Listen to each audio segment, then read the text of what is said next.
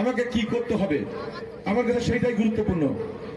আমি জাতীয় পর্যায়ে জাতীয় কথা বলবো, কিন্তু এখানে এসে আমি এই মানুষের কথা বলবো, কারণ এই মানুষ হচ্ছে আমার স্বজন, এই মানুষগুলো আমার সব।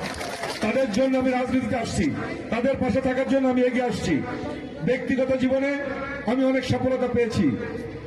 আমি চাইলে আমাদের প্রিয় তারেক রহমানের পাশে থেকে আমি কাজ করতে পারতাম, কিন্তু আমার কাছে মনে হয়েছে যে না, আমার সুখ শান্তি বিসর্জন দেওয়া হলো এই মানুষের ঋণ শোধ করা দরকার।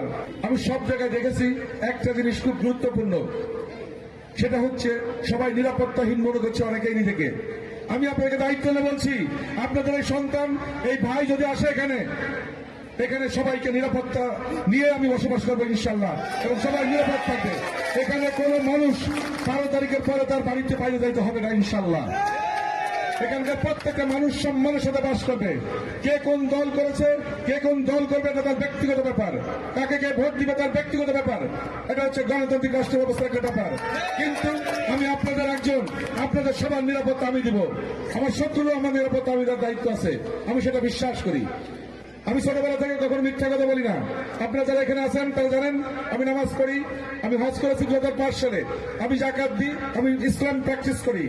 কিন্তু যারা ইসলামের নামে কথা বলছে তারা কিন্তু ইসলামের আদর্শ বিশ্বাস করে না, তারা ইসলামকে কাজ করতে চায়। আপনাদের সতর্ক থাকতে হবে। তারা মিথ্যা বলে, তারা বিভ্রান্তিমূলক কথা বলে, যেটা আমাকে তো বলাতে পারবেন না। কারণ রাজনীতির জন্য বা ক্ষমতার জন্য আমি আপনাদের সাথে প্রতারণা করবো না। আমি দায়িত্ব নিয়ে বলছি, আপনাদের এই জনপদের যে সমস্যাগুলো আছে সেগুলো সমাধান করবো, আমি ইনশাল্লাহ কাজ করব। যদি কেউ আক্রান্ত হয়, যদি কোনো দখল হয়, আমি যদি উদ্ধার না করতে পারি তাহলে আমি সেটা ক্ষতিপূরণ আমি নিজে দেবো ইনশাল্লাহ।